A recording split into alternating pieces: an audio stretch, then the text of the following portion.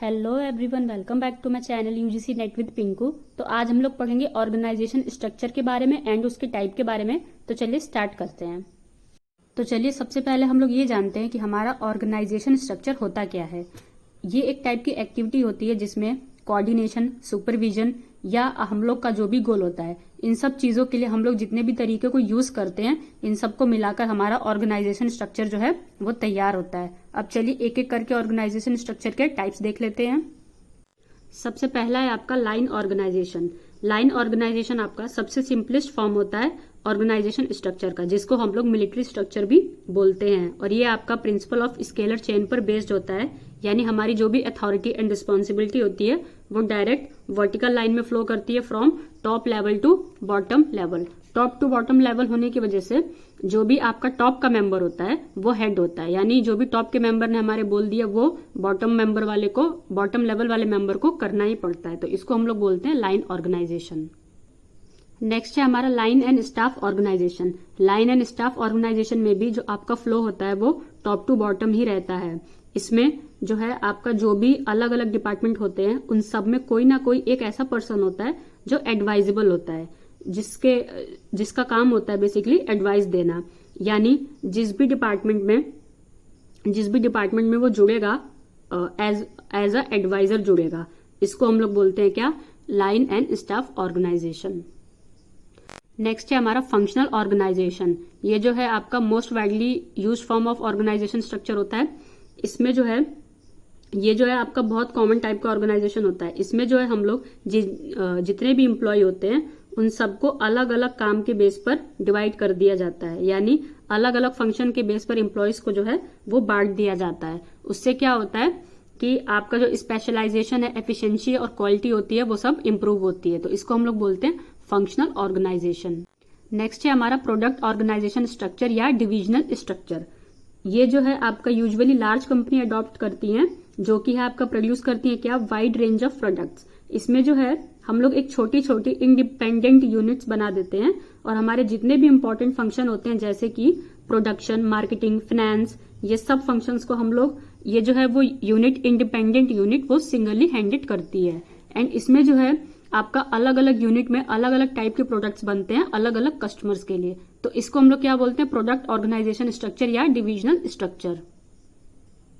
Next है हमारा vertical structure. Vertical structure में आपका एक हायरार्किकल चेन ऑफ कमांड होती है जो कि लॉन्ग होती है, और इसमें जो है ज्यादा लोग कम्युनिकेट कर पाते हैं with the top management through the middle layer of the executives. ये आपका एक पिरामिड टाइप का बेसिकली स्ट्रक्चर होता है। इसका मेन एडवांटेज होता है कि ये आपका बेटर कम्युनिकेशन प्रोवाइड करता है about the mission, values, goals of the organization. इसमें जो है हमारी एबिलिटी होती है to sustain a high degree of specialization of functions and roles. Next है हमारा हॉरिजॉन्टल ऑर्गेनाइजेशन। ये जो है आपका एक बिल्कुल फ्लैट ऑर्गेनाइजेशन का स्ट्रक्चर होता है। इसमें जो है आपका एम्प्लॉय होता है वही जो है आपका मैनेजर का भी रोल प्ले कर रहा होता है। इसमें जो है पूरी की पूरी फ्रीडम होती है एंड इसमें जो है आपका डिसीजन मेकिंग पावर वो भी क्या है, एम्प्लॉय ही कर रहा होता है। तो इसको हम लोग क्या बोलते हैं, हॉरिजॉन्टल ऑर्गेनाइजेशन। नेक्स्ट है हमारा प्रोजेक्ट ऑर्गेनाइजेशन। इसमें जो है हम लोग अपने अंडर में एक प्रोजेक्ट ले लेते हैं, that can be a big project और a number of small projects. हम लोग इसमें जो भी एक्टिविटी परफॉर्म करेंगे लाइक डिजाइनिंग, प्लानिंग, वो सब एक पर्टिकुलर प्रोजेक्ट को कंप्लीट करने के लिए करते हैं। ये आपका एक लिमिटेड टाइम के लिए होता है और इसमें हम लोग एज पर आवर नीड्स लोगों को भी असाइन करते हैं। तो इसको हम लोग बोलते हैं प्रोजेक्ट ऑर्गेनाइजेशन। नेक्स्ट है हमारा matrix organization. Matrix organization structure आपका कंबाइन होता है टू फॉर्म्स ऑफ डिपार्टमेंट का, जिसमें से एक होता है आपका फंक्शन एंड दूसरा होता है आपका प्रोजेक्ट या प्रोडक्ट। ये जो हमारा सारा मैट्रिक्स ऑर्गेनाइजेशन होता है ये आपका एक प्रोजेक्ट के अराउंड बिल्ड होता है, जिसका जो हेड होता है वो उसको हम लोग प्रोजेक्ट मैनेजर भी बोलते हैं and he is also responsible for the output of the project. Matrix organization also breaks the principle of unity of command which says that one person and one boss. इसमें जो है आपकी जो भी project team होती है वो compromise करती है with the various function department such as HR, finance, production and development department. And matrix organization structure use होता है for the advertising of construction companies, hospital, government agencies etcetera.